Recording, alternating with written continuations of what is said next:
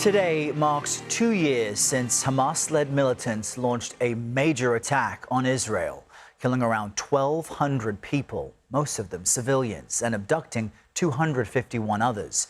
The attacks plunged the region into an ongoing war which has killed more than 67,000 people in Gaza, most of them civilians, according to the enclave's Hamas-run health ministry.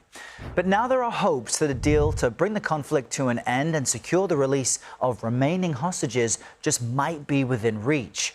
Israel and Hamas negotiators are set to continue indirect talks in Egypt today over a U.S. proposed peace plan. We've got team coverage for you on this morning. CBS News foreign correspondent Ramy Inocencio is tracking ceasefire talks from our London bureau. But let's begin with CBS News reporter Haley Ott, who's following commemorations in Israel. Good morning, Haley. Some hostages have been released over the years, but more remain. So how are Israelis marking today? Good morning, Era. We're here in Hostage Square, which has been a gathering place for Israelis since that attack 2 years ago. Events are organized for later in the day, but even now, it's mid-afternoon here. You can see people have been stopping by to visit with one another and offer one another support. Today is a very sad day here. Everyone we've spoken to can't believe it's been 2 years since the October 7th attack, and that there are Israeli hostages who have been in captivity for that entire time, 48 in total, around 20 of whom are believed to still be alive. For many Israelis, their main priority has been getting those hostages home and ending the war. And some people are really frustrated with the Israeli government for not doing more to secure a deal to do that earlier. We spoke to one former hostage, Ohad Ben-Ami, at his now destroyed home in Kibbutz Be'eri, one of the communities that was hit the hardest on October 7th, 2 years ago. He was abducted and held in Hamas tunnels. In February, after 491 days in captivity, he was released as part of a limited hostage and prisoner exchange.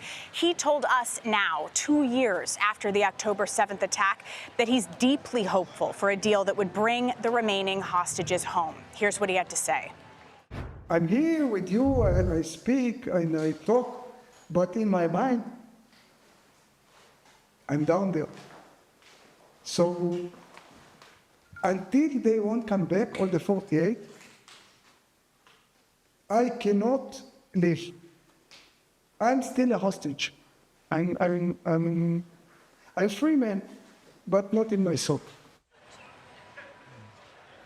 Ben-Ami said that only when all the remaining hostages are back will he be able to start to heal. Errol? Wow, remarkable. Haley, thank you very much. We jump now to our Ramy Inocencio in London. Ramy, good morning. So these peace talks are scheduled to continue in Egypt today, but what are the real prospects of an actual deal? Sure. Well, people are quoting some news reporting out of Egypt saying that it is a positive atmosphere out of the first day of talks that ended. And this comes from a report from Egypt's Al Kahira News. Now, a lot of people probably don't know that news organization, but I point this out because it's owned by Egyptian state intelligence, thereby seen as lending some kind of credibility to that positivity.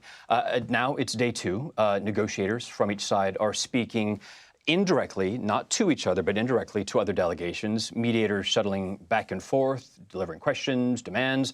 You can see on your screen there some of the players, the major players there. On the right, Steve Witkoff, U.S. Middle East envoy, Jared Kushner, Trump's son-in-law and advisor, the Hamas lead negotiator in the middle of your screen, Khalil al-Hayya. Notably, a few weeks ago, you remember that he was targeted by Israel's strike on Doha.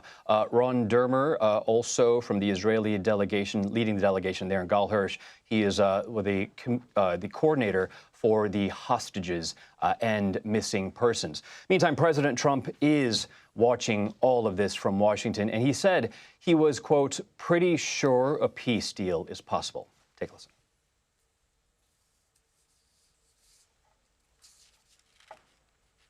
And I think Hamas now has been, all I can say is they've been fine. They've been fine. I hope it's going to continue that way. I think it will. I really think we're going to have a deal. We have a really good chance of making a deal, and it'll be a lasting deal. We want to have peace.